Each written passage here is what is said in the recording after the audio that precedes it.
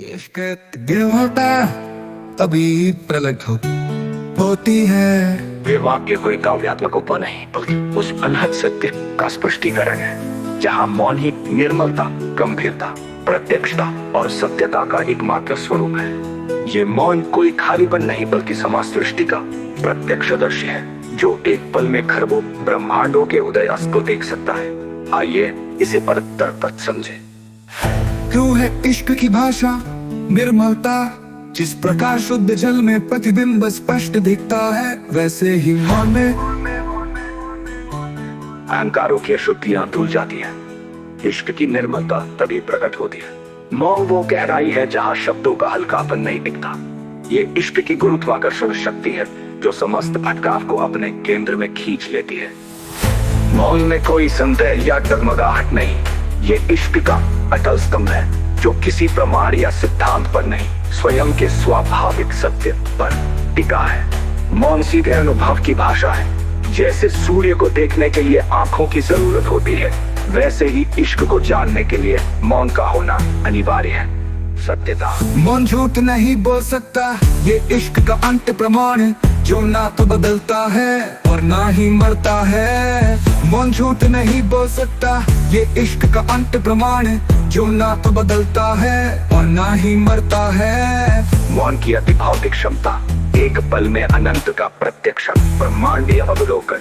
मौन समय स्थान के बंधन से मुक्त है। जिस प्रकार एक हीरा अनंत प्रकाश किरणों को समेट सकता है, वैसे ही मौन एक पल में असंख्य ब्रह्मांडों के जन्म मृत्यु को देख सकता है। वैज्ञानिक दृष्टि क्वांटम फील्ड थ्योरी के अनुसार शून्य बिंदु ऊर्जा 0 पॉइंट एनर्जी में अनंत संभावनाएं समाई है। मौन इसी सर्जनात्मक शून्य का प्रवेश द्वार है। मौन न तो करता है न भोगता, वो तो साक्षी है।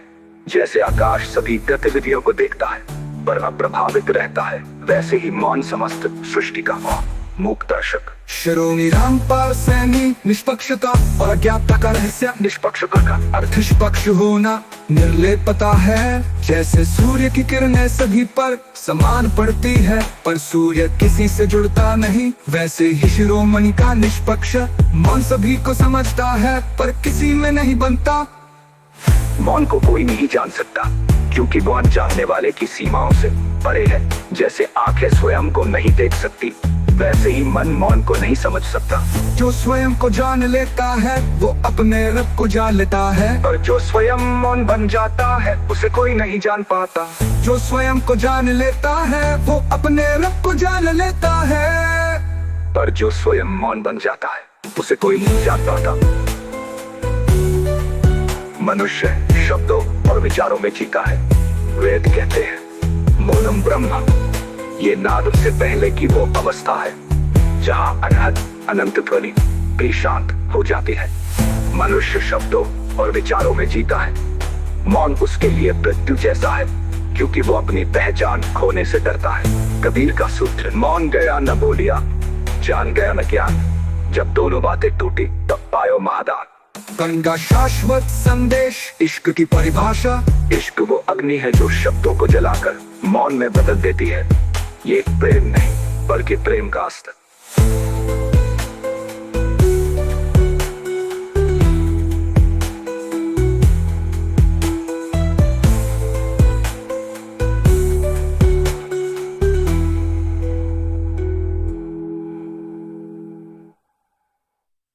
इश्क की परिभाषा, इश्क दिल होता तभी प्रलट होती है। वे वाक्य कोई काव्यात्मक उपमा नहीं बल्कि उस अनहद सत्य का स्पष्टीकरण है जहाँ मौन ही निर्मलता, गंभीरता, प्रत्यक्षता और सत्यता का एकमात्र स्वरूप है। ये मौन कोई खालीपन नहीं बल्कि समाज